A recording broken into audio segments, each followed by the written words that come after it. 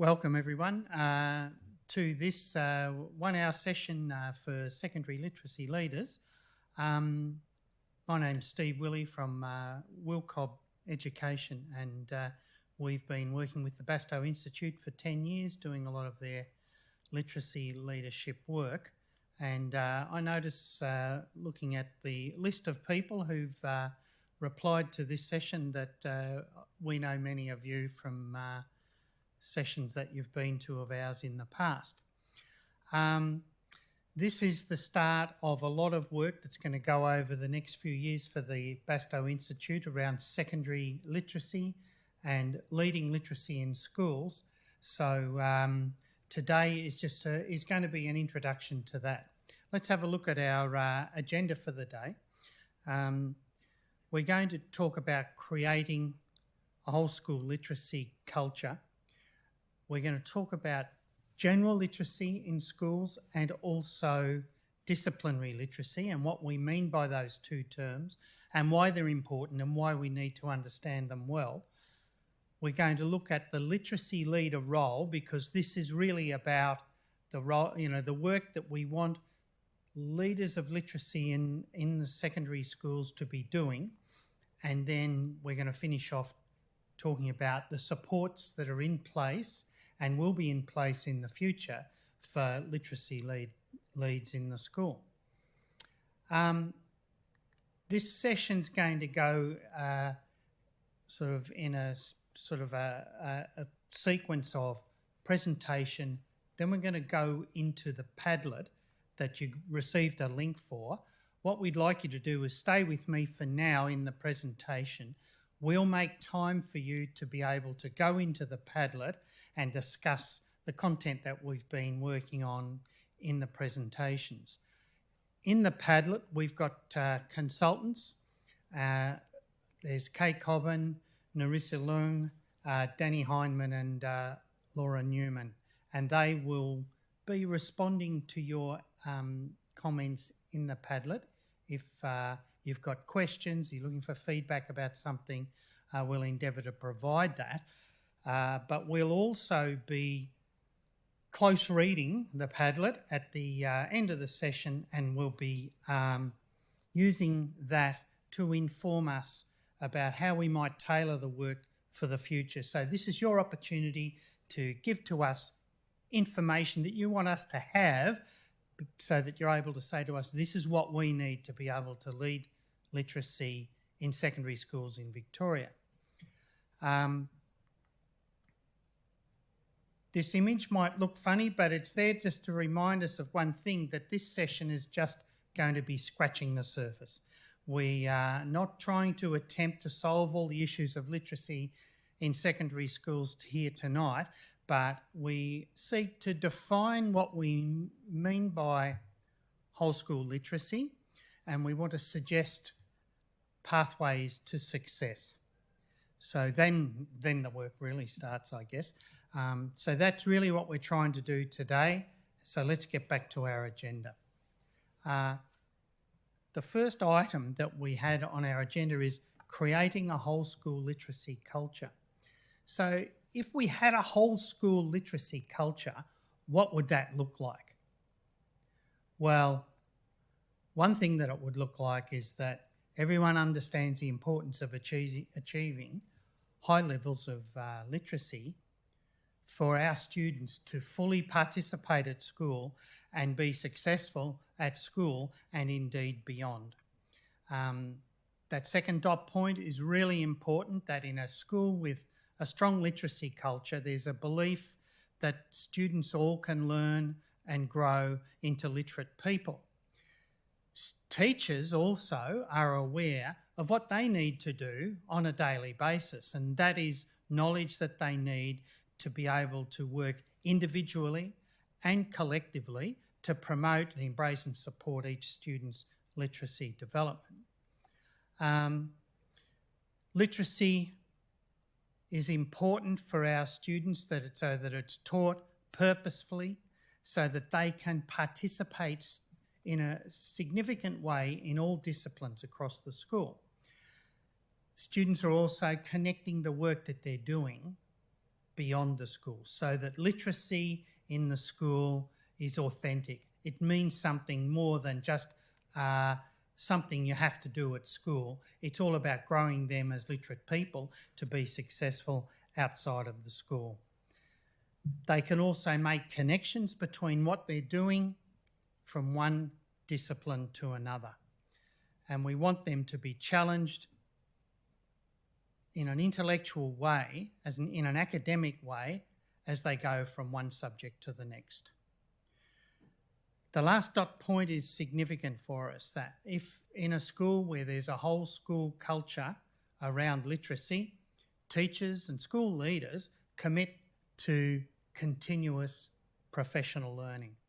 And that's one of the things that we're really on about in the work that we're going to be doing in the next few years around literacy in the secondary school. So if that's what it might look like, and that's sort of our brainstorm of whole school literacy culture, if that's what it might look like, what would be the implications? Well, in maybe a small way, but also maybe in a very significant way, we need to reassess literacy learning in our school so that we can be aware of what's working well, where we're being successful, and what's going to take things to the next level in each school. We have to remember, dot point 2, very important, this is a long-term thing. There's no quick fixes. Don't go out and buy a program that's going to solve all your literacy problems, because it won't. What we're suggesting is that the way to improvement is mostly about teacher knowledge of literacy and pedagogy and student empowerment and motivation. Plus, we need to be formatively assessing our students on an ongoing basis so that we can be responsive to the things that they need. So whole school literacy culture is a tool for learning. It's not just the latest shiny thing that looks good in a school. It's something that we see as something that's enduring. It's construction of knowledge for teachers and students, and it's going to be ongoing. It's a combination as well. The last 2 dot points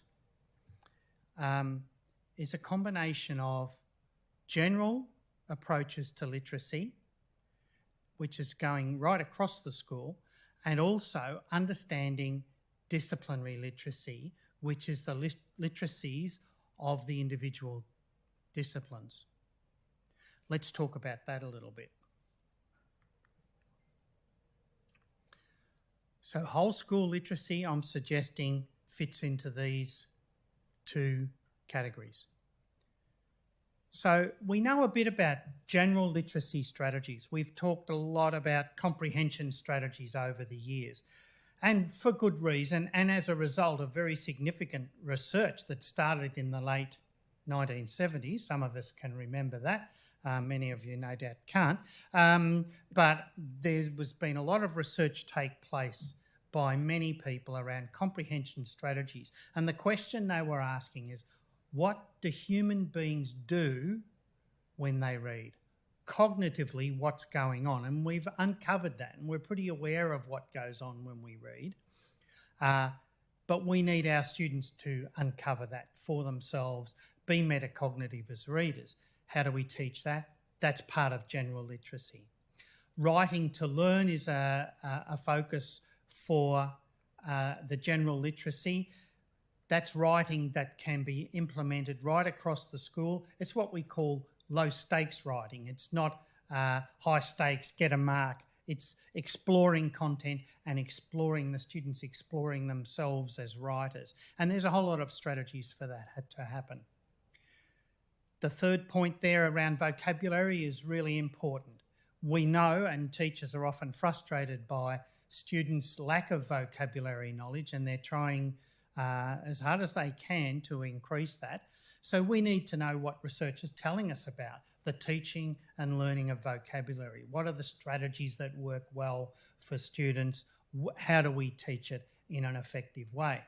Now, one of the things that we do there is dialogic classroom. So we need students to be engaged significantly in conversations that are substantive. They're around content, they're academic conversations, they're accountable to the topic, they're accountable to each other. There's lots of classroom dialogue taking place. And I don't mean just whole class discussions, I mean all kids in the class talking to each other around content and engaging in the final point there around inquiry, so that they're not just learning a subject, they're participating in the subject. They're making authentic inquiries into content so that it has much deeper meaning, the literacy has much deeper meaning for them, and the content has much deeper meaning. So what about disciplinary literacy? Well, it's firstly about students being scientists or mathematicians, like actually participating in the content.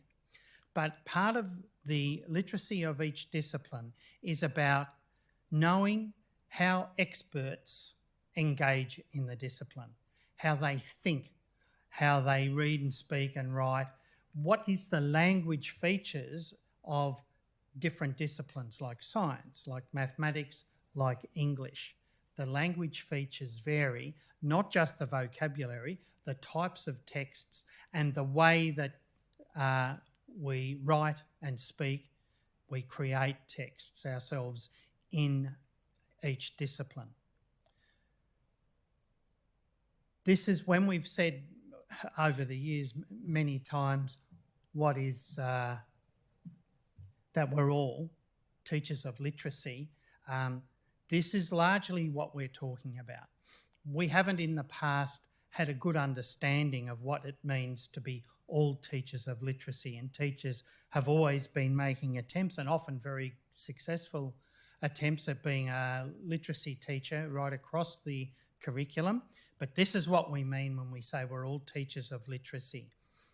It's not just content teachers teaching the general literacy strategies, it's about unpacking the strategies of each individual discipline. So in summary, it's about students learning by participating, engaging in the appropriate habits and conventions of literacy in each discipline. What does that discipline value and use as part of discourse in each particular learning area? So for a student, disciplinary literacy is a lot about thinking about, well, how is literacy, as they go off to different subjects, how is literacy the same as in other subjects, and how is it specific to the subject area they're sitting in at that particular moment? So let's think of an example. So when students are engaging in English, these are, I'm not going to read those out, I'll let you read those, but this is a typical engagement in English when reading a text.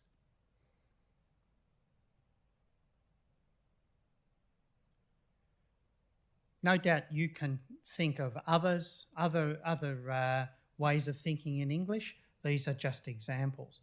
But let's say, consider humanities. What is the type of thinking that might take place in humanities compared to, say, English? And these are some of the, in history, the contextualising sources is such a critical part of reading in history intelligently. Where has this source come from? What is the bias of the author in this text? How am I going to interpret this? I'm going to base it on who the author was. I'm going to base it on the context at the time. These are different ways of thinking that apply to history compared to, say, English, and certainly other subjects as well. So I'll just go backwards again to English. So I've chosen those two just as an example of the unpacking of disciplinary literacy that we're going to be doing in the future, so that teachers are able to uncover for themselves the type of thinking that they use as experts in their area. For example, if I'm a science teacher, I read science, but basically, mostly, I just do it automatically because I'm an expert in science. I did a degree at uni in science. I've been teaching science for 10 years. They see a scientific piece of writing, they read it, and they automatically engage with it in a scientific way. So what we need to do, and one of the strategies that we'll be working on in the future, is for the science teacher to unpack, become metacognitive about what they are doing when they read science. That exposes for them what they need to teach their students. This is part of literacy, being a literacy teacher across the whole curriculum. Okay. So before we go to our Padlet to have a little engagement, let's just think about an approach, a strategy for action in leading whole school literacy in the school, really establishing a culture of whole school literacy. So I'll just bring each of these in. Well, one of the things is to appoint a literacy leader, and many of you are already appointed in that role. Another is to have a team to support that. We need to have a review of what's happening in our school right now. We need to engage our main stakeholders, which is the students. So we need to get a strong idea of our students and what they perceive is going on in literacy in the school and where they think it should go. We need to develop a vision and share that. And we also need to have a plan for professional development for all of our teachers. This is an action plan here. So let's just look at each one for a minute. Firstly, we need to appoint a literacy leader. Well, that needs to be someone who can do the job, a person who has the knowledge and skills. They certainly might need a lot of professional learning for them to be able to engage as a good, strong literacy leader. And we're going to suggest some ideas through Bastow and some others for that to occur, for the literacy leader to grow as a literacy leader so that they're able to implement the work. Secondly, we need a literacy team. So we're suggesting that that needs to be a vertical team. It needs to involve the principal and the literacy leader, but also representations from the cross-disciplines in the school and other leaders as well. Everyone needs to define the roles and responsibilities. In that team, we need to have a shared understanding of whole school literacy. So people would have a range of views about what we mean by whole school literacy. We're suggesting to some extent tonight how we perceive it, but it's something that the team needs to all agree upon. This is what we're seeking. This is what we need in our school to have a concept of whole school literacy. That needs to be defined in our leadership team before it can grow out of there. And we also need to identify the challenges, of which there will be no doubt many, and what solutions we might identify. We're also suggesting that this team needs to implement a literacy review. Now that is going to be an audit of what's happening now. What are the practices that are happening in literacy right now? What resources exist? What professional learning's taking place? How are teachers working the same? How are they working differently? We need to survey students. We need to survey teachers. We need to interview individuals to really identify what's happening in the school. We need to get around, the literacy leadership team needs to get around the school and see what's happening in the classroom. And the data needs to be analysed, interpreted, there's a good word, interpreted, and implications recommended.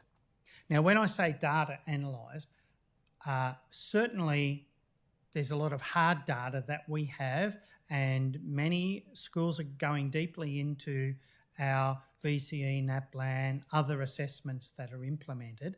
But when I say the data analysed, in this case, I'm talking about the data that's coming out of our literacy review. And a lot of that information could be a point of discussion within a student focus group. So we need to coordinate that. So the literacy leadership team members need to coordinate student focus group, get representation, define what needs to happen, get the kids to go out and to interview other students and to bring information back and see what they value in terms of literacy in the school and what they perceive as their needs. The second last point is having a vision and sharing that vision. So the literacy review needs to be shared to the school community. We need to have our vision and overall direction for a long term, 4 to 5 years, and present that to the whole school community. We need to align what we're going to do with our AIP and have a plan of action that has realistic goals, timeframes and measures for success. And also, the vision and the plan need to be recognised as a living document, because there will be hiccups along the way and we need to be able to review it and say, well, maybe we need to spend more time on this, or we got through that more quickly than we thought we would. So that it needs to be a living document. Finally, we need to have a plan for effective professional development in the school. So a well-detailed plan that prioritises time.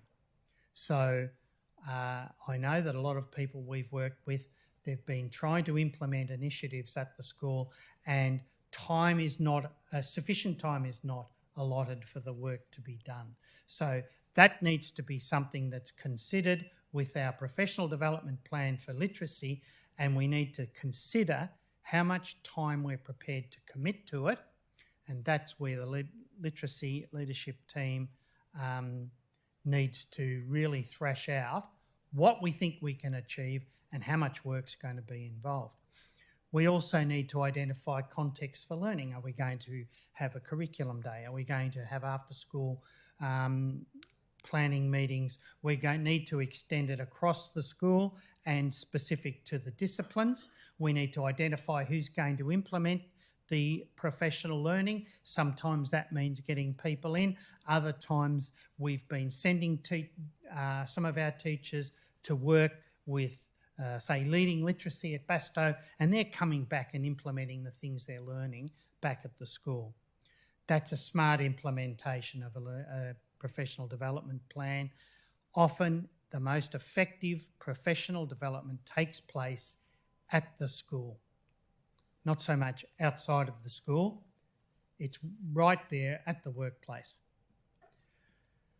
The planning for professional development needs to value those 3 points at the bottom: collective inquiry, autonomy and authority, and that means that people have a sense of ownership of the work, that their input is valued, and that means the final dot point, that they're collaborating in a meaningful way. So that's our suggested plan of action for really implementing whole school literacy in the school. It's a significant amount of work, and it's something that's going to play out over a significant amount of time. It's not to say we're going to do that in the first semester 2020. We're going to say this needs to happen between now and 2024. We will provide that for you as a document. So you'll be able to look at that and modify it to suit yourself. Okay, so I'm going to take a little pause and give you some time to go into the Padlet. This is where we're going to share some thoughts with each other. Have you got questions or suggestions? And there'll be other consultants in there to give feedback. I'll set a 5-minute timer, and if it's still going strongly, I might give you another 2 minutes. Okay, so open up your Padlets and or the Padlet, and if you'd like to make some comment, please do. Oh, and respond to each other as well.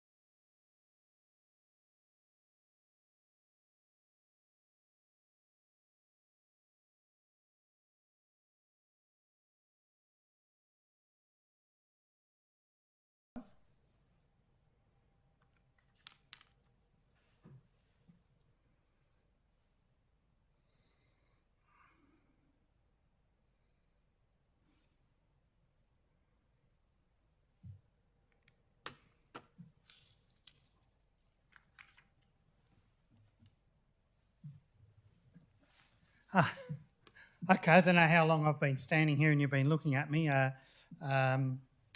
Okay, so there was some really good entries in that Padlet.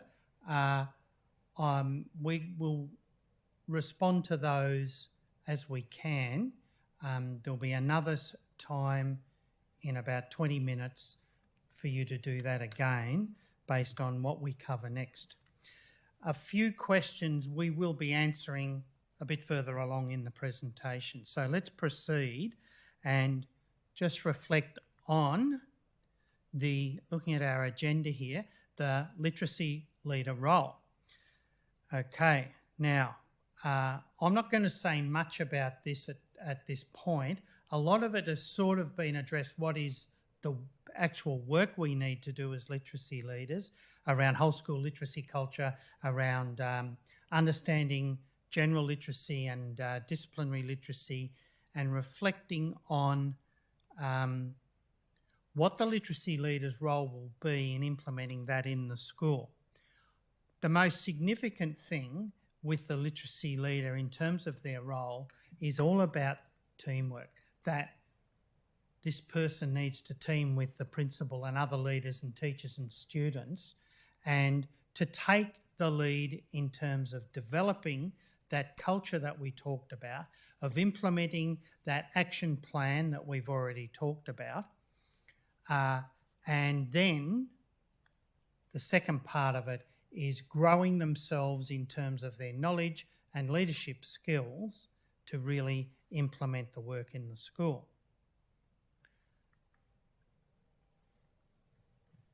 Literacy leader skills. Well, if we look at the School Leader's Guide to Improving Literacy and Numeracy Outcomes, a great document. If you haven't seen it, it was one of the Education State documents, came out about 12 months ago. So the suggestion there is that literacy leaders need to be data literate, and I won't go into that too deeply right now, but really understanding data, and I'll talk a bit more about that in a minute, but have a deep knowledge of literacy pedagogy assessment and how to build curriculum. And a lot of literacy leaders might not necessarily be outstanding in that area, so they need inputs to grow them in those areas. They need to have good collaborative skills and understand instructional leadership, and have the confidence and skills to work with peers. And sometimes that's a challenge, especially if you're made the literacy leader from your own staff, and most people will be, to then go in and say, well, I'm going to model for you in your classroom, or to be running meetings around literacy. That takes a bit of confidence to hold your nose and jump in and do that. And also, we need to be able to be strategic in our planning and monitoring of professional learning. And we do a lot of work in the Leading Literacy course around how we might do that. Now, I'm going to suggest that this is a challenging task to be a literacy leader in a school, and so a number of supports are required. Now, as part of the Education State Initiative and all of the related materials there is now a Secondary Literacy Toolkit. So the department has, as you may know, had a literacy toolkit for the primary level that's been developed for a couple of years now, and it's been a great resource for those people. But now there's a literacy toolkit for secondary that includes a leadership component, which is generic to the primary literacy toolkit. But then there's the whole secondary schools year to 10 area. At this point, there's the toolkit explained plus science. Literacy in science is available. Very soon there will be literacy in English and mathematics. So that's scheduled to be available this term. They better get it up there because the term is running out. and then in 2020 those other areas will be available. So this will be our secondary portal around literacy. This is where we can go for guidance, resources, curriculum, assessment, all of those things we need to build a consistency around literacy and a culture around literacy in our school. So what other supports? Well, one thing I'm going to suggest is that the principal is critical. It's not enough to appoint a literacy leader and then say, go and lead literacy.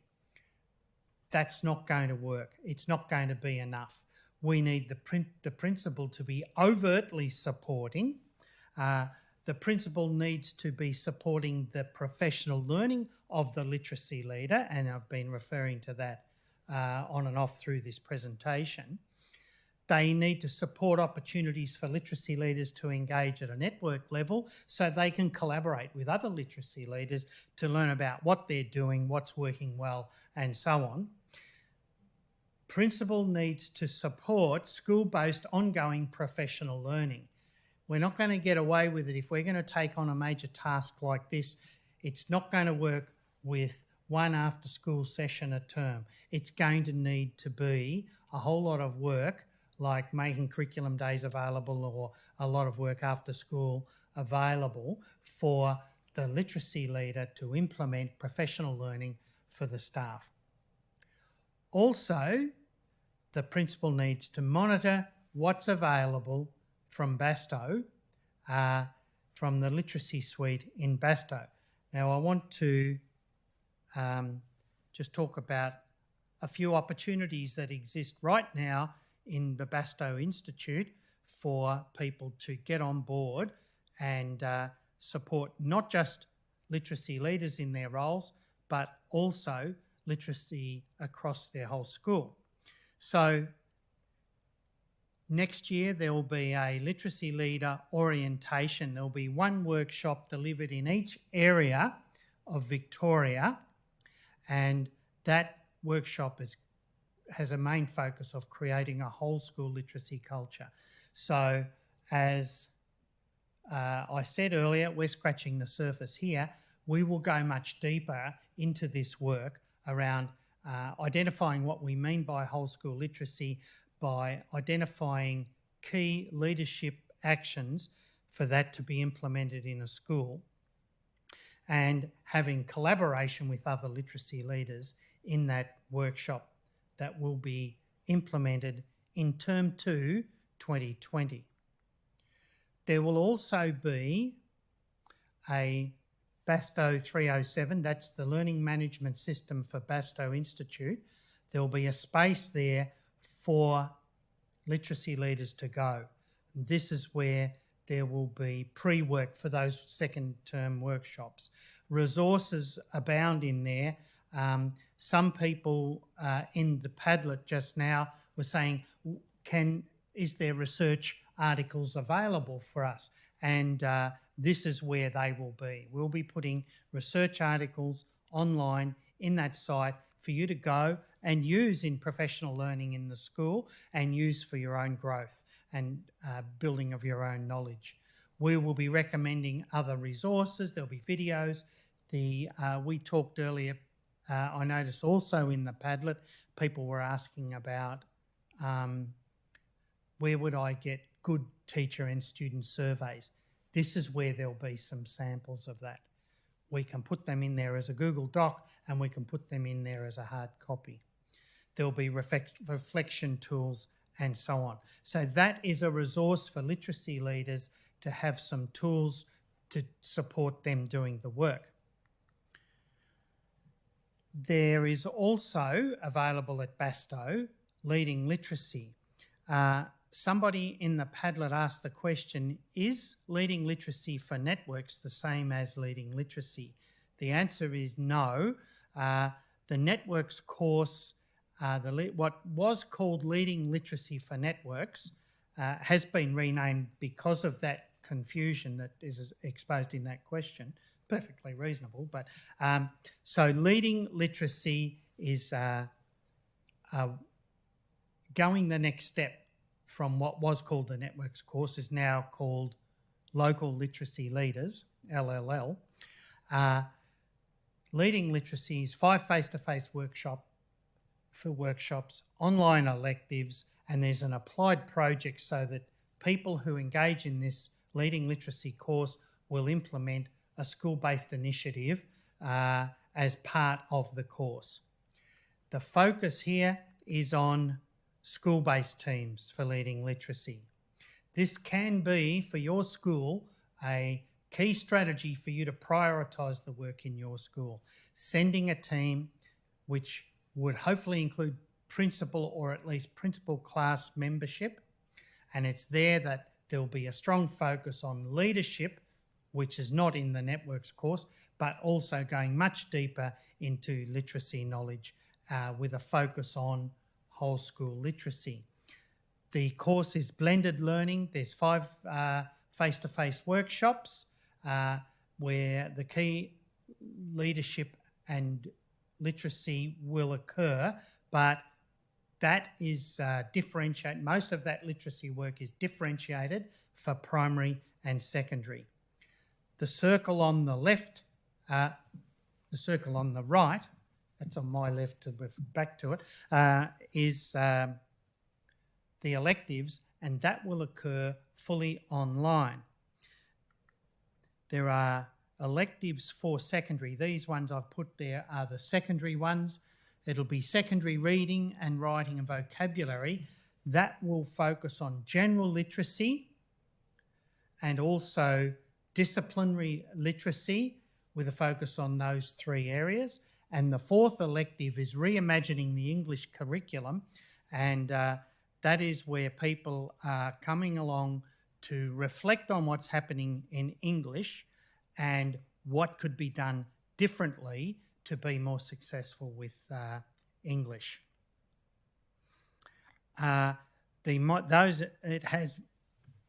Excuse me.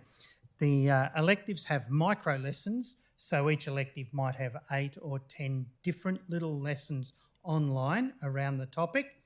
There's virtual workshops where we come together as a group who are all doing reading or all doing writing in a webinar, which will be quite interactive. So there will be breakout rooms where people will go and work together in a breakout room, come back, report back to the whole group.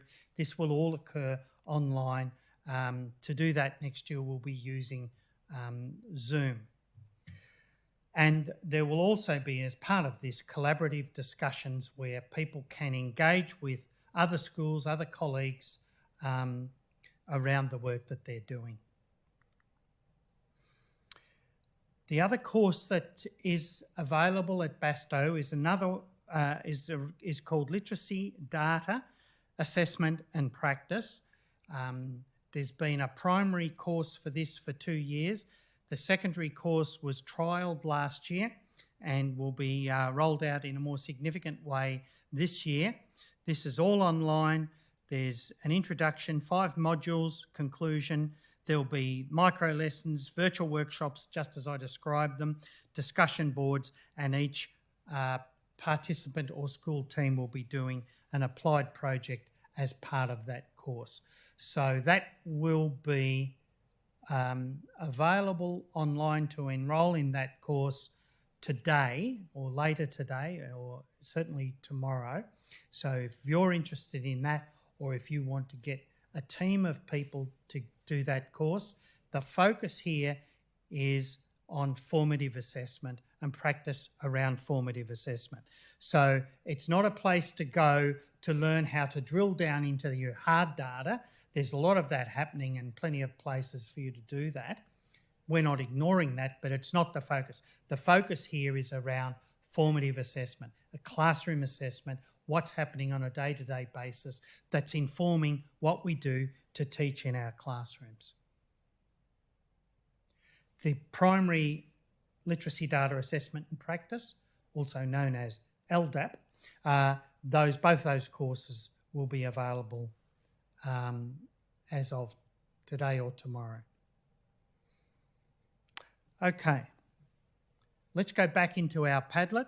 If you've got any questions, I'm only going to give you 5 minutes, and then at the end of this webinar, the Padlet will remain open and our consultants will remain there to provide responses to you. But let's go into the Padlet for now, and we might have some responses afterwards. Okay.